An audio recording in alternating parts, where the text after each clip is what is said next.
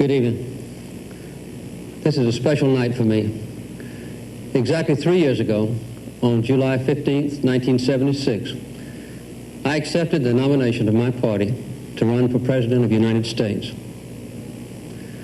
I promised you a president who is not isolated from the people, who feels your pain and who shares your dreams, and who draws his strength and his wisdom from you.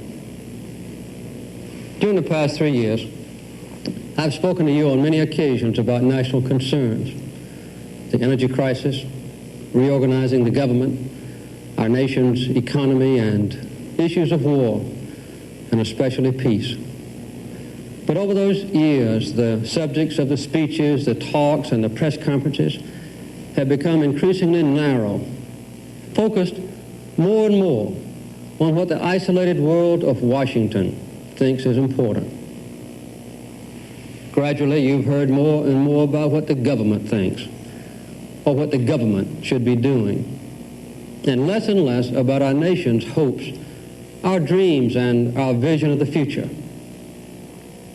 10 days ago, I had planned to speak to you again about a very important subject: energy. For the 5th time, I would have described the urgency of the problem and laid out a series of legislative recommendations to the Congress. But as I was preparing to speak, I began to ask myself the same question that I now know has been troubling many of you. Why have we not been able to get together as a nation to resolve our serious energy problem?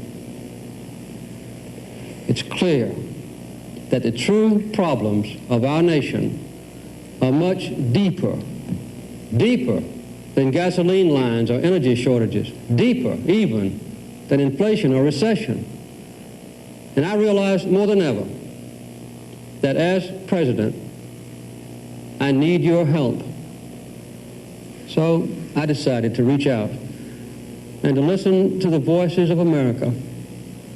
I invited to Camp David people from almost every segment of our society: business and labor, teachers and preachers, governors, mayors, and private citizens. And then I left Camp David to listen to other Americans, men and women like you. It has been an extraordinary 10 days. And I want to share with you what I've heard. First of all, I got a lot of personal advice. Let me quote a few of the typical comments that I wrote down. This from a Southern governor: Mr. President, you're not leading this nation. You're just managing the government. You don't see the people enough anymore. Some of your cabinet members don't seem loyal. There is not enough discipline among your disciples. Don't talk to us about politics or the mechanics of government, but about an understanding of our common good. Mr. President, we're in trouble. Talk to us about blood and sweat and tears. If you lead, Mr. President, we will follow.